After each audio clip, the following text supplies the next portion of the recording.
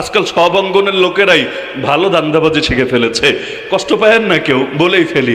এমনও দেখা যায় বিগত দিনে ওলামা লীগ করতে এমন বহু লোক এখন আর একটা ওলামা ভার্সনে গিয়ে যোগ দিয়েছে। মানে যাদের কাজ হলো চাটাচাটি করা, মাশাআল্লাহ, তারা প্রতিটা ক্ষেত্রে এমন ভাবে চাটতে পারে, কার পা চাটলো বিষয় না। ফেরাউন এগিয়ে আসলে ওর পাও চাটা যাবে, নমরুদ আসলে ওরটাও চাটা যাবে। কাউরে যদি না পাওয়া যায়, আবু লাহাব, আবু জাহাল তো অন্তত আছে। এই চাটাচাটি যাদের স্বভাব, ওদের লেবাস পোশাক যাই হোক না কেন, ওরা সমাজের জন্য কখনোই অনুসরণীয় হবে না, বরং সমাজের একটা বোঝার আবর্জনা হিসাবে থাকবে।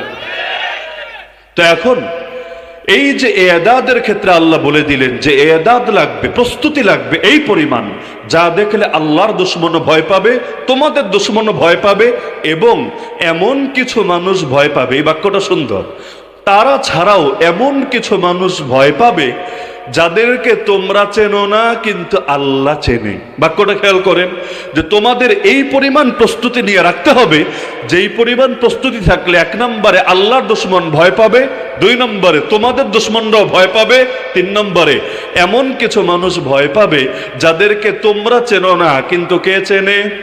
এরা কারা বলতে পারবেন?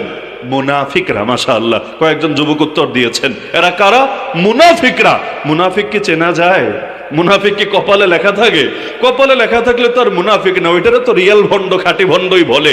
মুনাফিক তো সেটা যার বাইরে থাকে এক রূপ, ভেতরে থাকে, যেমন ধরেন কাদিয়ানি, বাইরে দিয়ে